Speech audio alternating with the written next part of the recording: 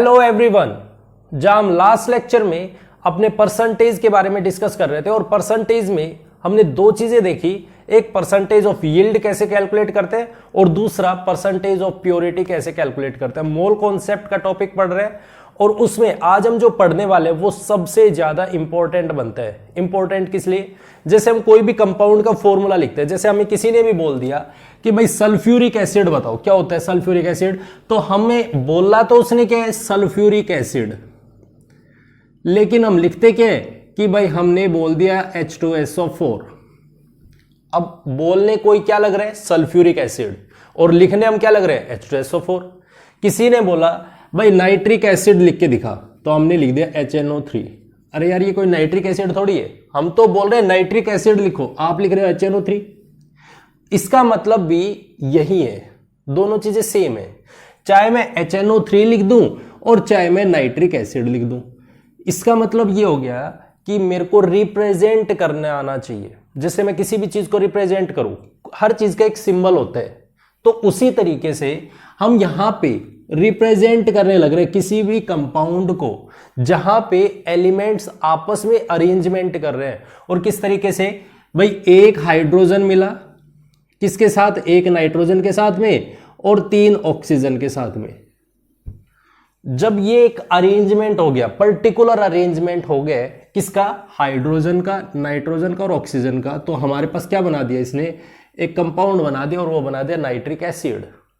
बात क्लियर है? Sulphuric acid, sulphuric acid का मतलब क्या हो गया कि मेरे पास में 2 हाइड्रोजन मिले प्लस 1 सल्फर मिला प्लस 4 ऑक्सीजन मिले और इन्होंने मिलके मेरे पास में एक कंपाउंड बनाया और वो जो कंपाउंड बनाया वो सल्फ्यूरिक एसिड ही है।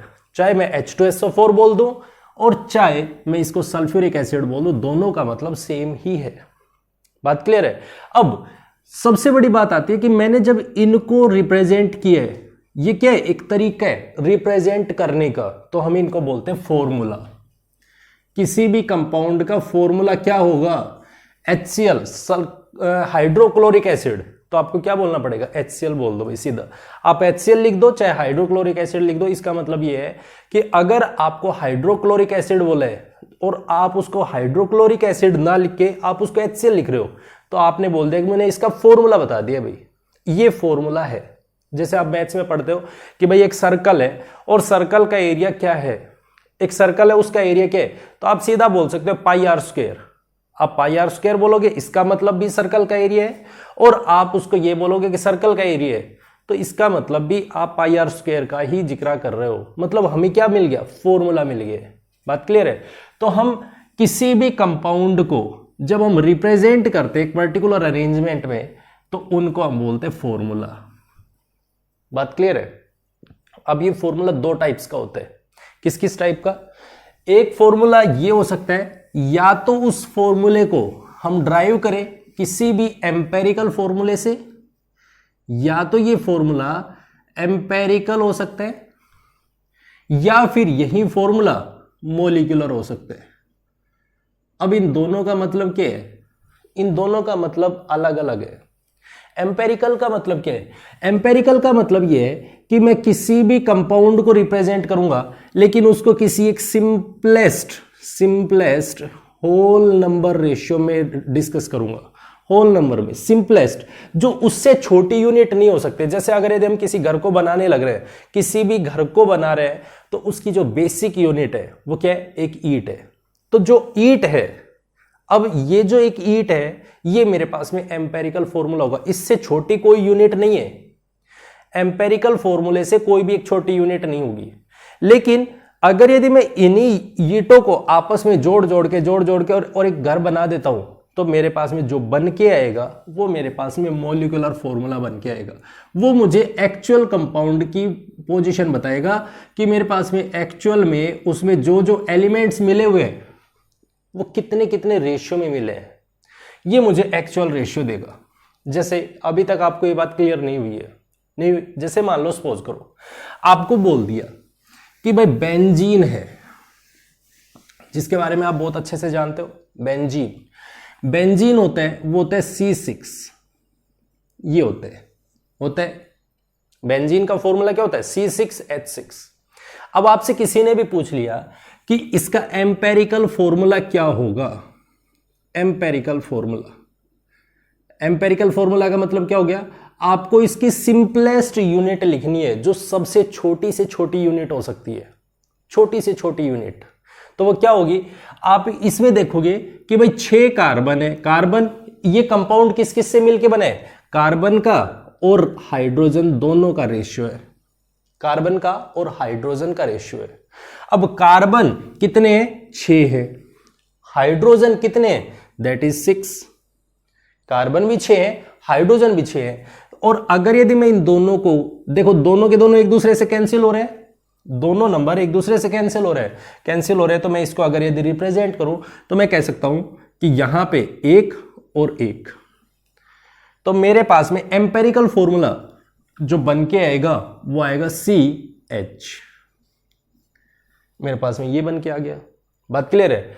अब मेरे पास में क्योंकि ये डिविजिबल होता है, किसका, 6 नंबर का डिविजिबल है, तो एम्पेरिकल फॉर्मूले से ही मेरे पास में मोलिकुलर फॉर्मूला निकल के आता है। और वो मोलिकुलर फॉर्मूला क्या बताता है, ये तो एक छोटी ईंट है भाई, एम्पेरिकल फॉर्मूला तो एक छोटी ईंट है, और इसी के जैसी अगर यदि और ईंटें आपस में जुड़ती चली जाएंगी तो क्या होगा, एक दीवार बनेगी ना, अरे दीवार बनेगी। वही मेरे पास में मोलिकुलर फॉर्मूला होता है। तो मोलिकुलर फॉर्मूला क्या होगा, मोलिकुलर फॉर्मूला वो हो जाएगा मेरे पास में that is equals to empirical formula, क्योंकि इसका तो एक ही यूनिट है, ये तो बेसिक है और ये सबसे सिंपल सी यूनिट है, सबसे छोटी यूनिट है। कितनी यूनिट्स जुड़ी होंगी, into n number of units जुड़ी होंगी, n नंबर ऑफ यूनिट्स। जैसे एम्पेरिकल फॉर्मूला क्या था, C1H1 है, कितने से डिविजिबल था, तो वो 6 से डिविजिबल था। अगर इसका मल्टीप्लाई कर देते तो ये बन जाएगा C6H6, that is the formula of benzene. मतलब मेरे पास में एम्पेरिकल फॉर्मूला है, वो एक सिंपल सी यूनिट होता है जिसको हम ड्राइव करते हैं, जो एक बेसिक यूनिट होता है और सिंपल होल नंबर रेशियो होता है।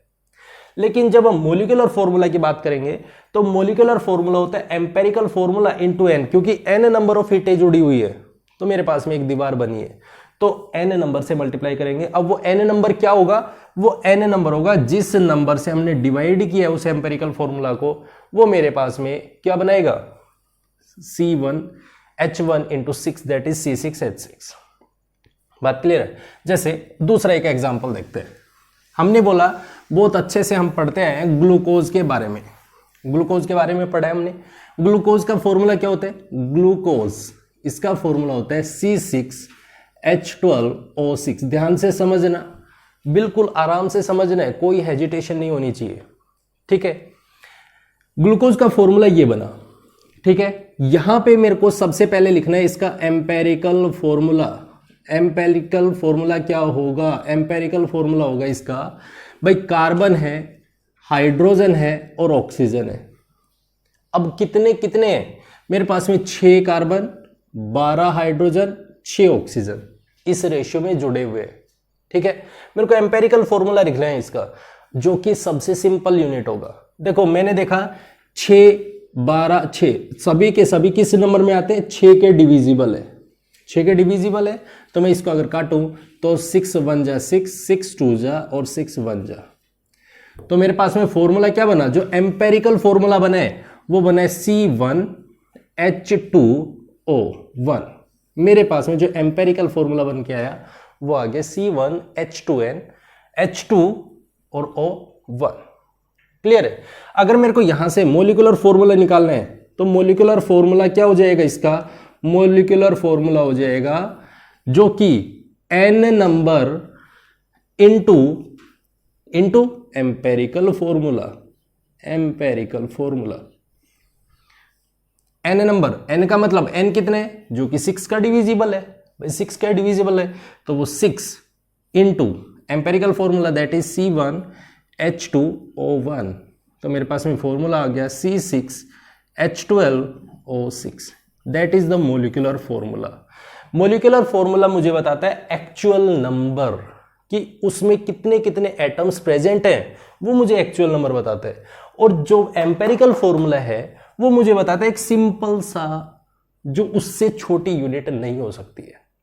बात क्लियर है। तो हम बहुत आसानी से निकाल सकते हैं कि मेरे पास में कोई भी कंपाउंड होगा उसका एम्पेरिकल फॉर्मूला क्या होगा और उसका मोलिकुलर फॉर्मूला क्या होगा। कोई भी डाउट नहीं होना चाहिए इसमें। बात क्लियर हो गई? चलो, जैसे आप खुद बना के देखना। जैसे मैंने बोला H2O2 कंपाउंड है, उसका एम्पेरिकल फॉर्मूला क्या होगा और उसका दूसरा मोलिकुलर फॉर्मूला क्या होगा। H2SO4 HNO3 इनमें बना के देखना आपको कि क्या क्या उसका, क्या उनमें दोनों में सेम आएगा एम्पेरिकल फॉर्मूला या फिर उनमें डिफरेंट आएगा। क्लियर है? अब देखो बहुत ध्यान से अब बात समझनी है। जैसे मान लो सपोज करो, क्योंकि एम्पेरिकल फॉर्मूला और मोलिकुलर फॉर्मूला हम किस तरीके से निकालते हैं, मेरे पास में कोई भी एक कंपाउंड दे दिया, मान लो सपोज करो H2SO4 है, या फिर एक छोटा सा ले लेते हैं जिसमें कैलकुलेशन बहुत आसान हो, CaCO3 कैल्शियम कार्बोनेट। ठीक है, बात क्लियर है? मुझसे ये पूछ लिया कि ये जो कंपाउंड प्रेजेंट है, इस कंपाउंड में परसेंटेज कंपोजिशन किसका, कैल्शियम का कितना है। इस कंपाउंड में परसेंटेज कंपोजिशन ऑफ कार्बन कितने, इसी कंपाउंड में परसेंटेज कंपोजिशन ऑफ ऑक्सीजन कितना है। हमसे ये पूछा है कि भाई इस कंपाउंड में जो मेरे पास ये लिखा हुआ है CaCO3, इस कंपाउंड में कैल्शियम की परसेंटेज कितनी है, कार्बन की परसेंटेज कितनी है और ऑक्सीजन कितने परसेंट प्रेजेंट है। आपको दोनों टर्म्स में लिखा मिल सकता है, आपको कोई कंपाउंड भी दे दे या फिर उसको परसेंटेज के टर्म में दे दे। परसेंट कैसे निकालेंगे? देखो परसेंटेज निकालने का फॉर्मूला क्या होता है, ध्यान से समझना है। परसेंटेज ऑफ कंपोजिशन का मतलब होता है कि उसमें जो वेट है किसका, उस एटम का जिसके बारे में पूछे, weight of atom divided by total weight of compound, total weight of compound. अब आपको वेट तो पता ही नहीं है, वेट का मतलब है यहां पे एटॉमिक मास या मोलिकुलर मास से। ठीक है, तो इसका मतलब ये हो गया वेट ऑफ एटम। अब यहां पे आ जाते हैं और परसेंटेज निकाल रहे हैं, तो दैट इज इनटू 100। इस फॉर्मूले को अप्लाई करते हैं, चलो, और अप्लाई करोगे तो अपने आप percentage of composition of calcium, carbon, oxygen सब चीजें आ जाएंगी। कैसे आएंगी? जैसे सपोज करते हैं मेरे को ये बोल दिया कंपाउंड दे दिया, चलो इसमें कंपोजिशन निकालते कैल्शियम का, कितने परसेंट कैल्शियम प्रेजेंट है। तो कैसे निकालेंगे? कैल्शियम का atomic mass, atomic mass of calcium कितना है, डिवाइड करते हैं atomic mass of calcium divided by molecular mass of calcium carbonate. अब खाली कैल्शियम का मास नहीं है, वो कैल्शियम कार्बोनेट का, क्योंकि किस में प्रेजेंट है, वो कैल्शियम कार्बोनेट में प्रेजेंट है। बात क्लियर है? इनटू 100 से मल्टीप्लाई कर दो, तो मेरे पास में एटॉमिक मास कितने, that is 40 divided by molecular mass कितना होगा, 100 होता है कैल्शियम कार्बोनेट का। निकालोगे तो calcium plus carbon plus 3 oxygen, इनसे मिलके बना है एक कार्बन का 40, एक carbon that is 12, that is 48। मैं भूल गया था कि भाई डाउट होता है किसी को कि भाई इसमें आपके जो वर्ड्स हैं वो छोटे हैं, ठीक है, तो अब थोड़े से बड़े कर दिए, घबराने की बात नहीं है। तो अब 40 प्लस 12 प्लस 48, तो मेरे पास में यहां से वेट आया 100 इंटू 100 डिवाइडेड बाय 100, तो मेरे पास में इसका वेट कितना आ गया, दैट इज 40% ऑफ किसका, कैल्शियम का। कैल्शियम का परसेंटेज दे दिया। दूसरा लेते हैं कार्बन का। कार्बन का परसेंटेज कंपोजिशन कितने है, तो कार्बन का वेट होता है 12, atomic mass 12 divided by total weight that is 100 into 100, तो 100 से 100 कैंसिल, तो दैट इज 12%। बात क्लियर है? अब देखो एक चीज जो बहुत इंपॉर्टेंट है, इसे ध्यान से समझना है। क्या चीज? अगर मान लो सपोज करो मैं आपसे पूछूं कि आपके 3 सब्जेक्ट है, क्या क्या? पहली चीज ये आपके 3 सब्जेक्ट्स प्रेजेंट है, ठीक है, जिसमें आपके मार्क्स आ रहे हैं या आपकी परसेंटेज आ रही है। अगर आप परसेंट निकालोगे तो ऑब्वियस सी बात है वो टोटल इन तीनों सब्जेक्ट की जो परसेंटेज होगी वो क्या क्या होगी, अगर इसकी x% है, मान लो ये 40% एक सब्जेक्ट का कंट्रीब्यूशन रहा, एक सब्जेक्ट का कंट्रीब्यूशन 40 है, दूसरे सब्जेक्ट का 30% है, तो तीसरे सब्जेक्ट की आपको वैल्यू निकालनी है। और टोटल आपको पता है कि जब 3 सब्जेक्ट है तो उनका मतलब होता है कि आपकी जो परसेंटेज है वो 100 में से ही कैलकुलेट होगी।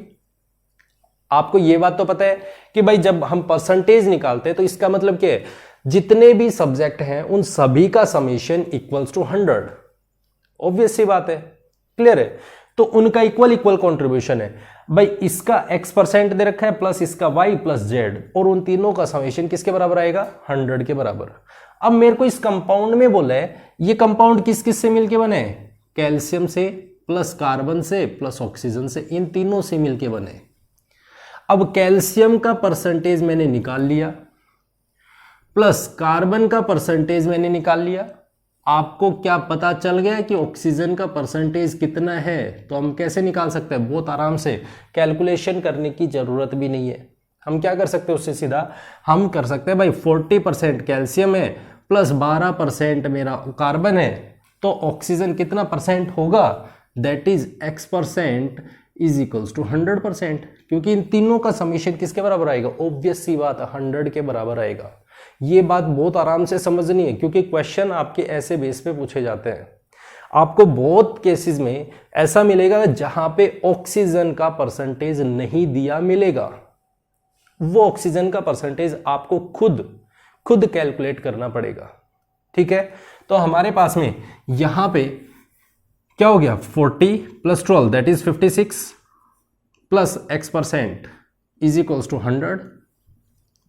x की वैल्यू आ गई, कितनी आई, 100 माइनस 56, दैट इज कितना भाई, 56 है तो 44%, 44 आएगा, नहीं 52 होगा, सॉरी 40 प्लस 2, ठीक है 52, तो दैट इज 48%।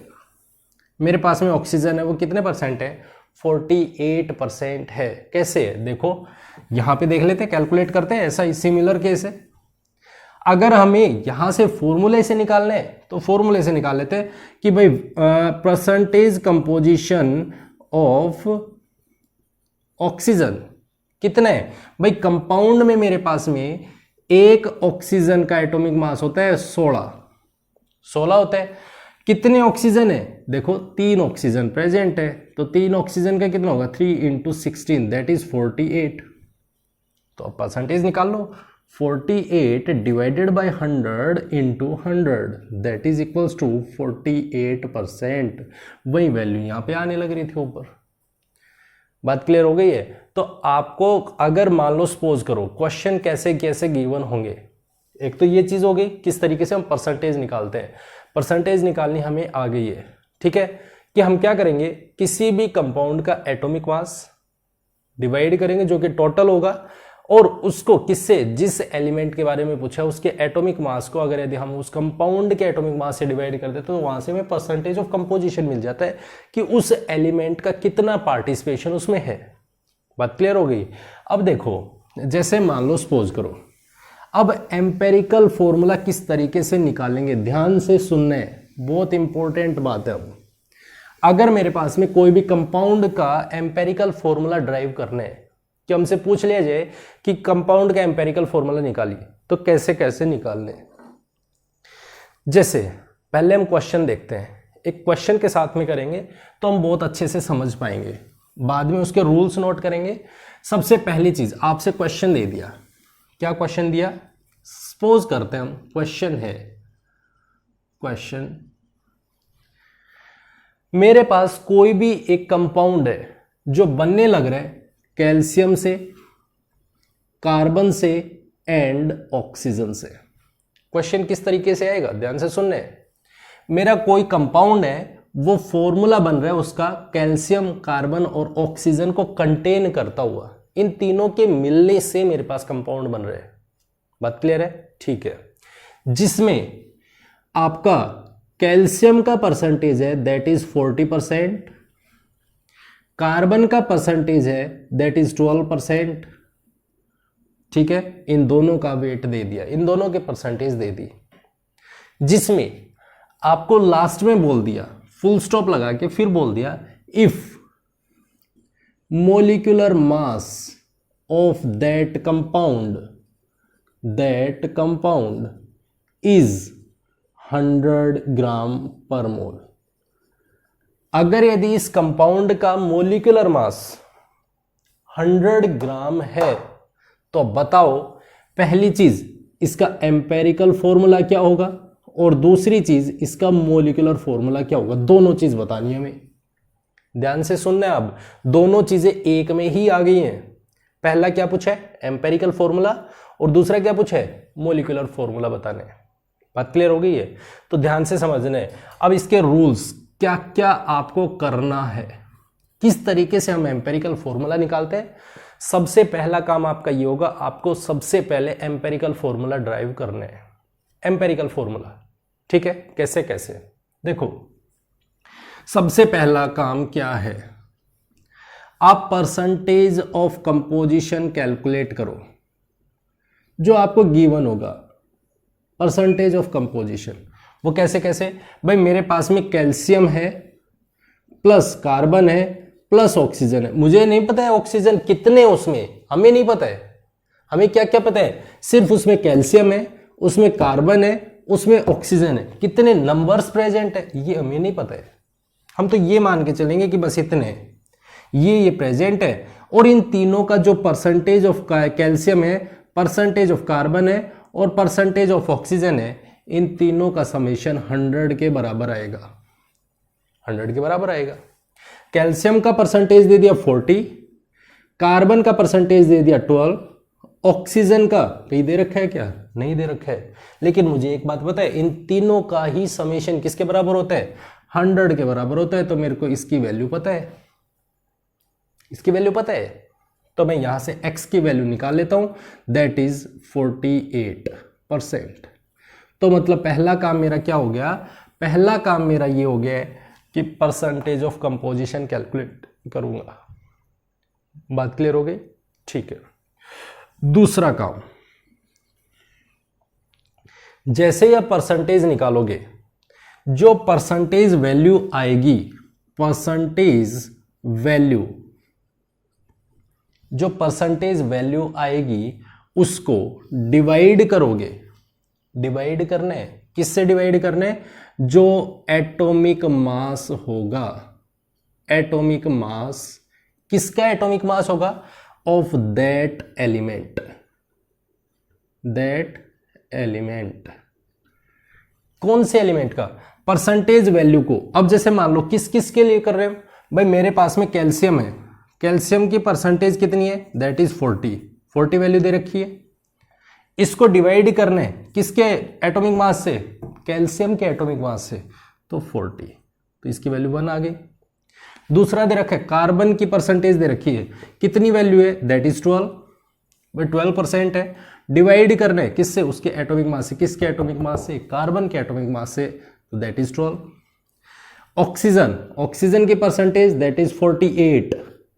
एटॉमिक मास कितना, एटॉमिक मास पूछा है, आपको नहीं पता इसमें 3 ऑक्सीजन है, अभी नहीं पता आपको, आपको तो सिर्फ पता है कि ऑक्सीजन है, लेकिन कितने ये नहीं पता है, तो उसका 16 होता है। बात क्लियर है? कैंसिल करोगे 3 वैल्यू आएगी, 3 वैल्यू आ गई। बात क्लियर हो गई? तो दूसरा काम क्या करोगे, जो भी परसेंटेज वैल्यू दे रखी है उसको डिवाइड करोगे उसके atomic mass of that element, उस एलिमेंट के एटॉमिक मास से डिवाइड करोगे। कर दिया? ठीक है। तीसरा काम, थर्ड स्टेप में आपको जैसे ही ये कर दिया, उसमें से तीसरा काम आपका ये होगा, आप उसमें से चेक करोगे।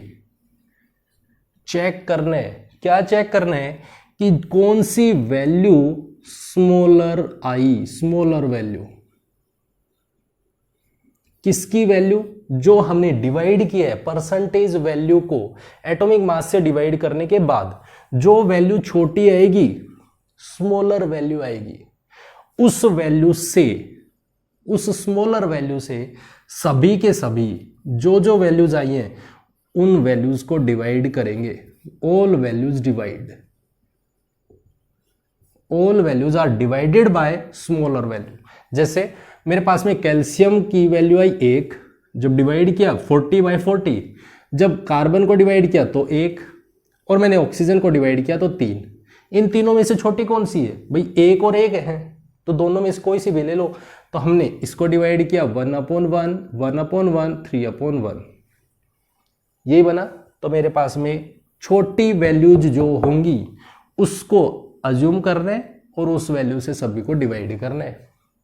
उसको जैसे आप डिवाइड करोगे तो आप डिवाइड करने के बाद में वैल्यूज आएंगी, वो may be fourth value, may be वो फ्रैक्शन हो सकती है,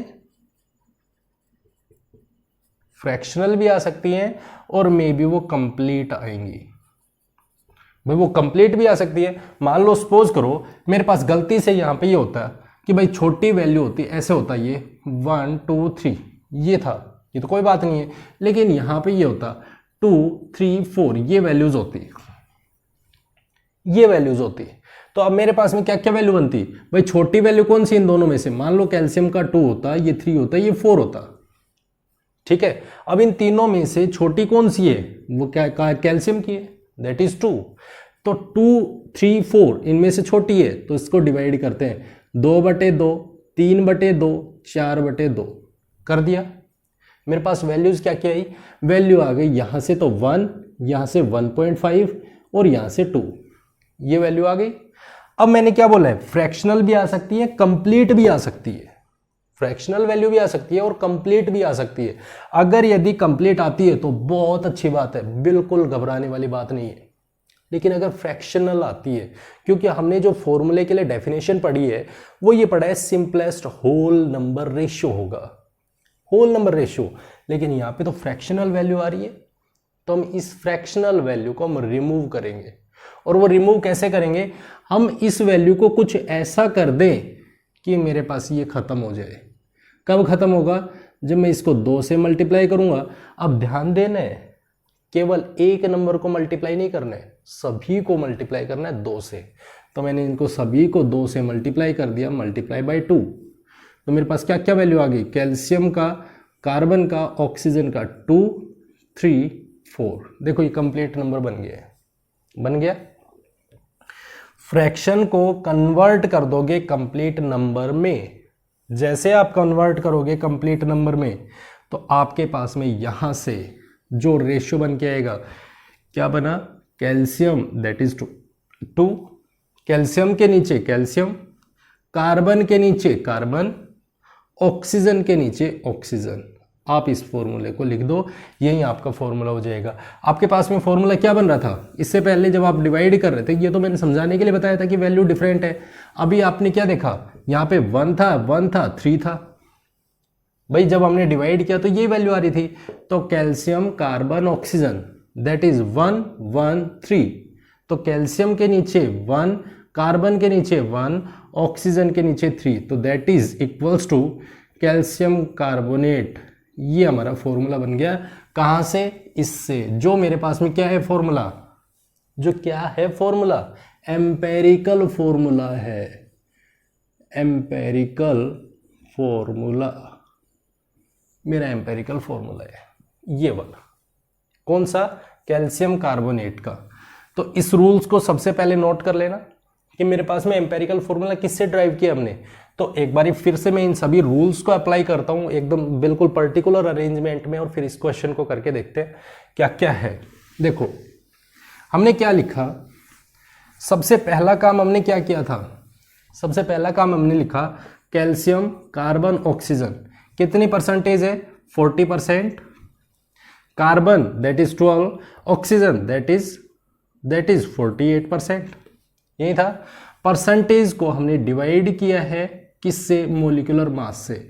तो 40/40, 12/12, 48 डिवाइडेड बाई 16। यहां से वैल्यू क्या आई, 113। स्मॉलर वैल्यू ये है, तो 1/1, 1/1, 3/1 ये आ गया। तो मेरे पास वैल्यू क्या निकल के आ गई, 113। इसको इससे मल्टीप्लाई, इसको इससे मल्टीप्लाई, इसको इससे मल्टीप्लाई, मेरे पास फॉर्मूला आ गया CaCO3, ये बन के आ गया। जो मेरे पास में क्या है, एम्पेरिकल फॉर्मूला है, एम्पेरिकल फॉर्मूला। कोई एजिटेशन नहीं आया होगा मेरे ख्याल से। एम्पेरिकल फॉर्मूला लिखने में कोई डाउट नहीं आया होगा, नहीं आया? चलो अब आपका काम क्या है, देखो इस क्वेश्चन में एक चीज और दे रखी है, molecular formula of that compound is 100 gram per mole. Molecular formula दे रखा है, तो हम यहां से क्या निकाल सकते हैं, इस कंपाउंड का मोलिकुलर फॉर्मूला क्या होगा, एम्पेरिकल फॉर्मूला।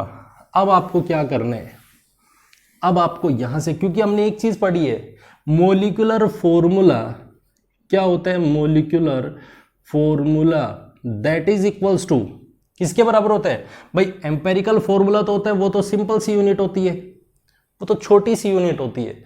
हमें क्या निकालना है, मोलिकुलर फॉर्मूला, और वो कब निकलेगा, जब इसकी n नंबर ऑफ यूनिट्स होंगी। अब ये n वैल्यू क्या है, n वैल्यू क्या है, ये हम कहां से कैलकुलेट करते हैं, n वैल्यू को हम कैलकुलेट करते हैं n इज इक्वल्स टू जो मोलिकुलर फॉर्मूले का मास दे रखा है, given molecular mass upon empirical फॉर्मूले से मोलिकुलर मास आएगा उससे डिवाइड कर दो, जो मोलिकुलर मास दे रखा है उसको एम्पेरिकल फॉर्मूले के मास से डिवाइड कर दो, जो वैल्यू आएगी वो n की वैल्यू आ जाएगी।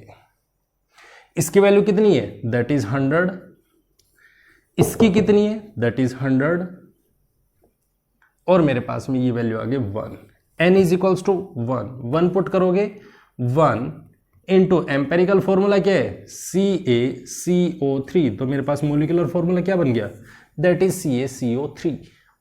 ये मेरे पास में molecular formula and empirical formula दोनों चीजें निकल के आ गए। कोई डाउट नहीं होना चाहिए किसी भी टाइप का। बात क्लियर हो गई, एकदम समझ में आ गया। चलो एक छोटा सा एग्जांपल करके देख लेते हैं, एक क्वेश्चन और करके देखते हैं। मान लो सपोज करो क्या क्या एक कंपाउंड दे दे आपको, मान लेते हैं हमने यहां पे एक कंपाउंड लिखा, छोटा सा क्वेश्चन कर लेते हैं, कार्बन एंड हाइड्रोजन, इन दोनों से मिलके मेरे पास एक कंपाउंड बनता है। एक कंपाउंड है वो इससे और इससे मिलके बनता है, ठीक है, किस किस से, कार्बन और हाइड्रोजन से। हमें नहीं पता उसमें कार्बन कितने, हमें नहीं पता उसमें हाइड्रोजन कितने हैं, लेकिन उसमें जो कार्बन दे रखा है उसमें कार्बन का परसेंटेज दे दिया 93.71%। आपको कार्बन का परसेंटेज दे दिया, ठीक है। अब बाद में उसने ये बोल दिया कि बताओ उसका एम्पेरिकल फॉर्मूला क्या होगा, ये बताओ, ठीक है। दूसरा आपसे पूछ लिया उसका मोलिकुलर फॉर्मूला क्या होगा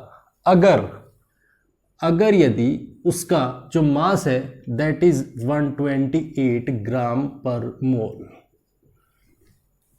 ये चीज है, आपको क्वेश्चन दे दिए जहां पे कार्बन और हाइड्रोजन है, एक कंपाउंड बन रहा है उन दोनों को मिला के, और उसमें से कार्बन का परसेंटेज 93.71% है, जहां पे उसका एम्पेरिकल फॉर्मूला बताना है और उसका मोलिकुलर फॉर्मूला बताना है।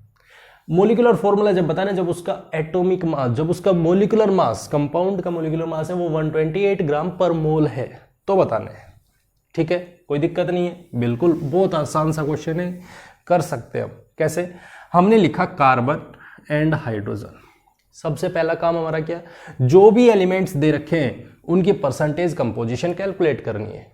कार्बन की परसेंटेज 93.71% दे दी, ठीक है। हाइड्रोजन की परसेंटेज कितनी है, 100 में से माइनस कर दो भाई, 100 माइनस 93, क्योंकि इन दोनों से मिलके बने, तो इन दोनों का समेशन क्या होगा, 100 होगा। 100 माइनस दिस, तो हमारे पास वैल्यू आई दैट इज 10, 9 यहाँ से 9 2 पॉइंट और ये 6.29 मेरे पास वैल्यू आ गई। तो मेरे पास हाइड्रोजन आ गया 6.29% आ गया, ठीक है। नेक्स्ट स्टेप पे आते हैं। अगले स्टेप पे हमने देखा कि मेरे पास में कार्बन आ गया, हाइड्रोजन आ गया। अब एटॉमिक मास लिखते हैं, किसका एटॉमिक मास, कार्बन का, दैट इज 12 होते हैं। हाइड्रोजन का दैट इज 1 होते हैं, 1 होते हैं, ठीक है। डिवाइड कर दो, किसको, परसेंटेज को उसके मोलिकुलर एटॉमिक मास से डिवाइड कर दो, 93.71 डिवाइडेड बाय 12, और 6.29 डिवाइडेड बाय 1, दोनों को डिवाइड कर दिया। मेरे पास में वैल्यू निकल के आई, क्या वैल्यू आ रही है देखो, 12 साते 84, 12 आठे 96, तो 12 साते 84, 84 हो गए, और 84 9 7, 12 आठे 96, 12 आठे 96 और 6 1, तो 12 5 60, मान लो 7.85 आ गया। यहां से वैल्यू कैलकुलेट की तो मेरे पास इसकी वैल्यू आई क्या, 6.29, तो 6.29 ये वैल्यू आ गई। इसको डिवाइड किया तो मेरे पास ये वैल्यू आई, इसको डिवाइड किया तो मेरे पास ये वैल्यू आई। दोनों को ध्यान से समझना है। अब इन दोनों में से मैंने देखा जब डिवाइड करने पे मेरे पास ये दो वैल्यूज आ रही है फ्रैक्शन में। अब दोनों में से छोटी कौन सी है, पहला काम परसेंटेज कंपोजिशन, फर्स्ट रूल हो गया हमारा। सेकंड रूल एटॉमिक मास से डिवाइड कर दिया, एटॉमिक मास से डिवाइड किया तो मेरे पास एक वैल्यू तो ये आई निकल के, और दूसरी वैल्यू मेरी ये नहीं आई निकल के। इन दोनों में से छोटी वैल्यू कौन सी है, छोटी वैल्यू तो मेरी ये है। इस वैल्यू से सभी वैल्यूज डिवाइड कर दो। इस वैल्यू से डिवाइड किया तो मेरे पास 6.29 divided by 6.29, 7.85 divided by 6.29, divide कर दिया। डिवाइड करेंगे तो मेरे पास इसकी वैल्यू क्या आएगी, इसकी वैल्यू हम कैलकुलेट करते हैं, तो कैलकुलेट करेंगे तो लमसम इसकी वैल्यू आएगी 1.2324 के आसपास आएगी, 1.2324 समथिंग के वैल्यू आसपास आएगी। जब हम इसको कैलकुलेट करेंगे तो ये तो कैंसिल हो गया, that is 1, that is equals to 1। बात क्लियर हो गई। अब मेरे पास यहां से वैल्यू आ रही है 1.24, या इसको 25 भी लिख सकते हैं, कोई ऐसी बड़ी बात नहीं है, ठीक है। और ये 1 है, तो मेरे पास में एम्पेरिकल फॉर्मूला तो कहां से आ गया, इस वैल्यू से आ जाएगा। और वो क्या कहते हैं, अब कार्बन है वो 1.25, हाइड्रोजन है 1, और मैंने एक बात पढ़ी है कि मेरे पास में एम्पेरिकल फॉर्मूला होता है क्या है, एम्पेरिकल फॉर्मूला होता है वो कोई भी एक सिंपल नंबर होता है, सिंपल रेशियो होता है। वो कोई भी ऐसा नहीं है कि वो रैंडमली कुछ भी नंबर होगा, नहीं, वो एक सिंपल नंबर होता है। क्या ये सिंपल नंबर है, नहीं है, फ्रैक्शन में है, तो मैं इसको सिंपल नंबर में कन्वर्ट करता हूं। क्या करूंगा, मैं इसको किस नंबर से मल्टीप्लाई करूं कि यहां से ये वैल्यू एक कंप्लीट नंबर में चला जाए। किससे मल्टीप्लाई करें, तो इसको हम 4 से मल्टीप्लाई कर देते हैं। 4 से जैसे मल्टीप्लाई करेंगे तो ये वैल्यू हो जाएगी 5, और इसको 4 से करेंगे तो ये वैल्यू हो जाएगी 4। तो मेरे पास में इस कंपाउंड का एम्पेरिकल फॉर्मूला क्या आ जाएगा, empirical formula that is equals to C, carbon में कितने कार्बन है 5, हाइड्रोजन्स कितने, दैट इज 4। ये मेरा आ गया एम्पेरिकल फॉर्मूला। आ गया, आ गया, चलो यहां तक क्लियर है, ठीक है। अब उसके बाद चलते हैं हम नेक्स्ट स्टेप पे। अब मेरे पास में इसी कंपाउंड में, वो मिटा दिया मैंने, मोलिकुलर मास कितना दे रखा है, दैट इज 128, इतने ग्राम पर मोल इसका मोलिकुलर मास दे रखा है, इतना मोलिकुलर मास दे रखा है। और मेरे पास एम्पेरिकल फॉर्मूला ये है, तो मेरे को सबसे पहले एम्पेरिकल फॉर्मूला निकालना है, तो उसके लिए n इंटू एम्पेरिकल फॉर्मूला होते हैं, n into empirical formula. n की वैल्यू क्या है मुझे नहीं पता है, तो पहले n की वैल्यू निकाल लेते हैं। n is equals to total atomic mass 128, empirical formula का mass that is 12 into 5 plus 4 hydrogen 1 atomic mass that is equals to 64 gram per mole. ये आ गया, डिवाइड कर दो 64 ग्राम पर मोल से, तो मेरे पास में वैल्यू क्या है 64 2 that is 2, n is equals to 2, n की वैल्यू क्या है 2 है। तो यहां से हमारे पास में मोलिकुलर फॉर्मूला का क्या कंपाउंड आ जाएगा, मोलिकुलर फॉर्मूला क्या होगा, molecular formula that is equals to n की value that is 2 into empirical formula that is C4 C5H4, multiply कर दो 2 से तो C10H8 that is the molecular formula of given compound. बात क्लियर हो गई है। किस तरीके से हम एम्पेरिकल फॉर्मूला निकालेंगे, किस तरीके से हम मोलिकुलर फॉर्मूला निकालेंगे, बिल्कुल आसान सा है, आपको सिर्फ स्टेप टू स्टेप चलना है। जो स्टेप्स हैं, जो स्टेप्स मैंने बताए हैं, उन्हीं स्टेप्स को आपको फॉलो करना है। उससे एम्पेरिकल फॉर्मूला भी और उससे मोलिकुलर फॉर्मूला भी बहुत आसानी से हम निकाल सकते हैं। कोई भी डाउट नहीं होना चाहिए इसमें। बात क्लियर हो गई? एकदम क्लियर है, बहुत आसान।